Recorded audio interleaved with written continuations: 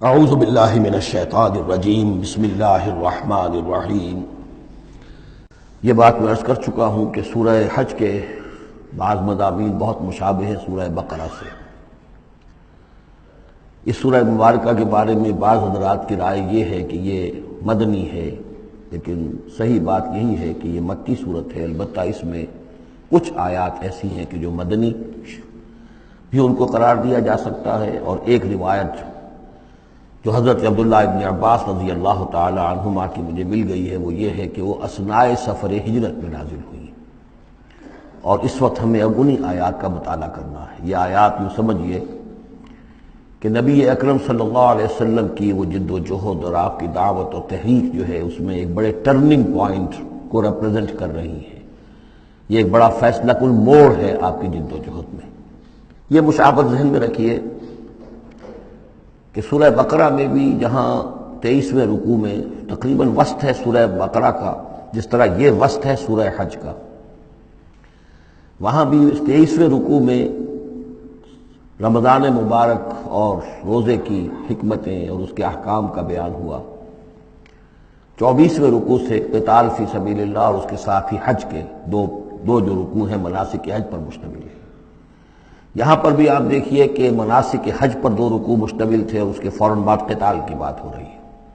بڑا گہرا ربط ہے ان دونوں کے اندر، اس لیے کہ قتال فی سبیل اللہ کا جو سب سے پہلا ہدف تھا وہ یہی تھا کہ توحید کا مرکز کعبۃ اللہ، جو اصل میں خدا واحد کی عبادت کے لیے بنایا گیا تھا، اس وقت وہ مشرکین کے تسلط میں ہے اور انہوں نے اسے شرک کا اڈا بنایا ہوا ہے۔ تو گویا کہ اب پہلا جو فرض منصبی ہے امت مسلمہ کا وہ یہ ہے کہ اس مرکز توحید کو مشرکین کے تسلط سے واگزار کرا کے اسے واقعتاً توحید ہی کا مرکز بنا دیا جائے۔ اس اعتبار سے ظاہر بات ہے کہ جنگ ناگزیر ہے۔ یہ صرف واز سے ہونے والا کام تو نہیں تھا، اس کے لیے تو ظاہر بات ہے کہ طاقت کا استعمال ناگزیر تھا۔ اسی لیے مناسک حج کے ذکر کی فوراً بعد اب یہ تذکرہ ہو رہا ہے۔ یہ آیات میرے خیال میں اثناء سفر ہجرت میں نازل ہوئی۔ فرمایا ان اللہ یدافع عن الذین آمنوا، اللہ تعالیٰ مدافعت کرے گا اہل ایمان کی طرف سے۔ یعنی اب جو نیا دور شروع ہو رہا ہے جس میں کہ عام کانفلکٹ ہوگا، مسلح تصادم ہوگا، تو مسلمان اور اہل ایمان اپنے آپ کو اکیلا نہ سمجھے، بلکہ ان کی پشت پر اللہ ہے۔ ان کی طرف سے دفاع کرنے کے لیے اللہ تعالیٰ جو ہے وہ ان کی نصرت فرمائے گا۔ ان اللہ یدافع عن الذین آمنوا ان اللہ لا یحب کل خوان کفور، اللہ تعالیٰ کو بالکل پسند نہیں ہے یہ لوگ جو بہت خیانت کرنے والے ہیں اور ناشکرے ہیں۔ یہ کون ہیں؟ یہ قریش مکہ کہ جنہوں نے ایک طرف خیانت کی انتہا کر دی کہ توحید کے مرکز کو شرک کا اڈا بنا دیا۔ یہ امانت ہے ان کے پاس حضرت اسماعیل اور حضرت ابراہیم علیہ السلام کی، اور یہ تو اس لیے تعبیر کیا گیا تھا ربنا لیقیموا الصلاۃ، اور حضرت ابراہیم نے دعا کی تھی وجنبنی وبنی ان نعبد الاصنام، لیکن ان لوگوں نے خیانت کی ہے، ان کی وراثت کے اندر صحیح طرز عمل اختیار نہیں کیا بلکہ خیانت کی روش اختیار کی، اور کفور ہیں، بہت ناشکرے ہیں، اس لیے کہ اس گھر کی وجہ سے انہیں یہ حیثیت حاصل ہے کہ یہ مرکزی شہر بنا ہوا ہے پورے جزیرہ نما عرب کا۔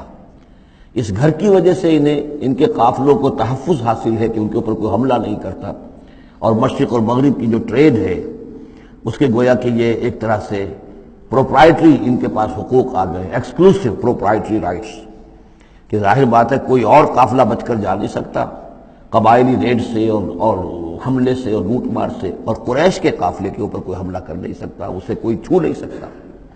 تو اس گھر کی وجہ سے لإلاف قریش إِلَافِهِمْ رِحْلَةَ الشِّتَاءِ وَالصَّيْفِ فَلْيَعْبُدُوا رَبَّ هَذَا الْبَيْتِ۔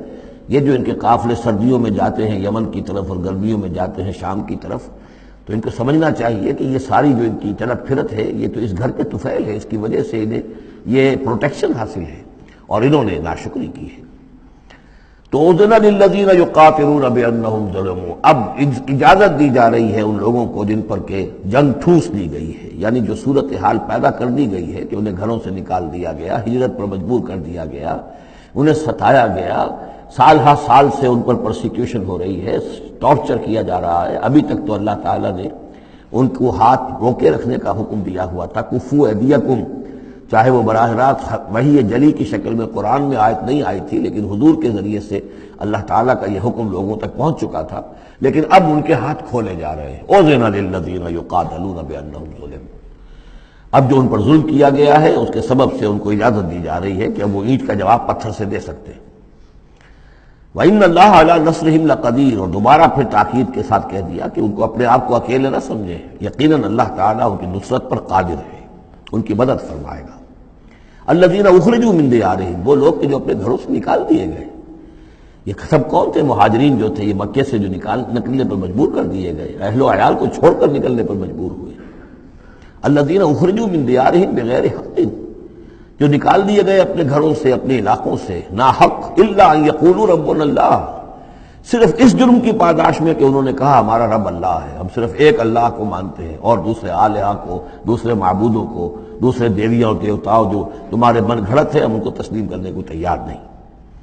وَلَوْلَا دَفْعُ اللَّهِ النَّاسَ بَعْضَهُمْ بِبَعْضٍ، اور اگر اللہ تعالی بعض لوگوں کو بعض کے ذریعے سے دور نہ کرتا رہتا، یعنی زمین میں یہ مضمون آ چکا ہے، سورہ بقرہ کی آیت نمبر 251 میں بھی یہی مضمون آیا تھا، جب طالوت اور جالوت کی جنگ ہوئی تھی، اس کے بعد یہ بات آئی تھی کہ اللہ تعالیٰ وقتاً فوقتاً زمین کی صفائی کرتا رہتا ہے، کہ جو بڑے فاسد قسم کے لوگ ہوتے ہیں اور مفسد قسم کے لوگ ہوتے ہیں، فاسد کلچر ہوتا ہے، فاسد ثقافت ہو جاتی ہے، تو پھر کوئی نہ کوئی ایسی شکل ہوتی ہے کہ اللہ تعالیٰ ان کو ختم کر کے، ان کا استیصال کر کے، ان لوگوں کو کچھ لوگوں کے ذریعے سے دنیا سے نیست و نابود کر دیتا ہے۔ اگر ایسا نہ ہوتا رہتا، وہاں یہ الفاظ آئے تھے اگر ایسا نہ ہوتا رہتا تو لفسدت الارض، زمین میں تو فساد ہی فساد ہوتا۔ پھر یہاں فرمایا وَلَوْلَا دَفْعُ اللَّهِ النَّاسَ بَعْضَهُمْ بِبَعْضٍ لَهُدِّمَتْ صَوَامِعُ وَبِيَعٌ وَصَلَوَاتٌ وَمَسَاجِدُ يُذْكَرُ فِيهَا اسْمُ اللَّهِ كَثِيرًا، تو ڈھا دیے جاتے سارے خانقاہیں اور تکیے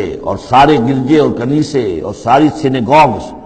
صلوتا یہ عربی زبان کا لفظ ہے، صلاۃ ہی سے ہے، یہ عربی اور جیسا کہ میں نے عرض کیا ہے بارہا، عبرانی اور عربی زبان جو ہے یہ عبرانی زبان کا لفظ ہے صلوتا، اور عربی اور عبرانی جو ہیں یا تو سگی بہنیں ہیں، کسی ایک ہی زبان کی یہ دونوں نکلی ہوئی شاخیں ہیں، اور یا یہ کہ عبرانی ماں ہے اور عربی اس کی بیٹی ہے، یہ ان کے درمیان رشتہ ہے۔ صلاۃ کا لفظ جو عربی میں آیا ہے اور قرآن مجید میں صلوتا یہ وہاں پر بھی موجود تھا۔ ہمارے ہاں سلام ہے، ان کا شلام ہے، تو فرق اتنا ہی ہے، وہ شین کے ساتھ اور وہ بڑا اس کو گول کر کے شلام کہتے ہیں، باقی ہمارے یہاں سلام ہے، فرق اور خاص نہیں ہے۔ ان کا جو یوم کپور ہے وہ یوم کفارہ ہے، یوم کی طرح ہے، کپور پے اور فے، جیسا کہ میں نے آپ کو بتایا تھا ذوالکفل میں پے فے کی جگہ ہو جاتی ہے، تو یوم کپور ہے ان کے ہاں، یوم کفارہ۔ تو یہ تقریباً تمام جو اصطلاحات ہیں وہ بہت ایک دوسرے کے قریب ہیں۔ تو اگر ایسا نہ ہوتا کہ اللہ تعالیٰ کچھ لوگوں کو کچھ لوگوں کے ذریعے سے اس دنیا سے نیست و نابود کرتا رہتا، تو پھر تو یہ کہ کوئی عبادت گاہیں دنیا میں قائم ہی نہ رہتی۔ ظاہر بات ہے اپنے اپنے وقت میں یہ تمام عبادت گاہیں خدائے واحد کی عبادت کے لیے بنائی گئی تھی، ومساجد اور مسجدیں یذکر فیہا اسم اللہ کثیرا، جن میں کہ اللہ تعالیٰ کا نام کثرت سے لیا جائے۔ وَلَيَنصُرَنَّ اللَّهُ مَن يَنصُرُهُ، یہ بہت اہم ہے، یہ آیت کا ٹکڑا، اور یہ ہر شخص کو یاد کر لینا چاہیے۔ لازماً اللہ مدد کرے گا ان کی جو اس کی مدد کرتے ہیں، اس میں زیادہ زور ہے وَلَيَنصُرَنَّ اللَّهُ، عربی زبان میں اس سے زیادہ تاکید کا اسلوب نہیں ہے۔ فعل مضارع سے پہلے لام زبر کے ساتھ، لام مفتوح، اور آخر میں نون مشدد تشدید کے ساتھ۔ افعلو یہ میں کروں گا، لافعلن میں لازماً کروں گا، یہ جو انداز ہے اس میں کوئی شک نہیں۔ وَلَيَنصُرَنَّ اللَّهُ مَن يَنصُرُهُ، لیکن دوسری بات یہ آئی کہ ظاہر بات ہے کہ یک طرفہ معاملہ نہیں ہے، تم اللہ کی مدد کرو گے تو اللہ تمہاری مدد کرے گا۔ تم اللہ کے باغیوں کے ساتھ دوستیوں کی پیلیاں بڑھاؤ، اللہ کے دشمنوں کے ساتھ تمہاری جو ہے وفاداریاں ہوں، اور تم چاہو کہ اللہ تمہاری مدد کرے، یہ تو انہونی بات ہے۔ جیسے سورہ بقرہ میں ہم نے دیکھا تھا فَاذْكُرُونِی أَذْكُرْكُم، تم مجھے یاد رکھو میں تمہیں یاد رکھوں گا۔ اسی طرح وَلَيَنصُرَنَّ اللَّهُ مَن يَنصُرُهُ، لازماً اللہ مدد کرے گا ان کی۔ اسی سورہ مبارکہ میں ہم دیکھ چکے ہیں کہ اس کا یقین ہونا چاہیے بندہ مومن کو، اور یہ یقین اس کا بہت بڑا سہارا بنتا ہے، اس کے صبر کا اور ثبات کا اور استقامت کا۔ ورنہ یہ کہ اگر اس یقین، اس اللہ کی مدد کی امید کی رسی کو وہ کاٹ دے تو پھر اس کے لیے کوئی سہارا نہیں رہے گا۔ ان اللہ لقوی عزیز، اور پھر یہ کہ اللہ جو مدد کا وعدہ کر رہا ہے تو اللہ کوئی کمزور تو نہیں ہے، قوی ہے، زبردست ہے، توانا ہے، عزیز ہے، زبردست ہے۔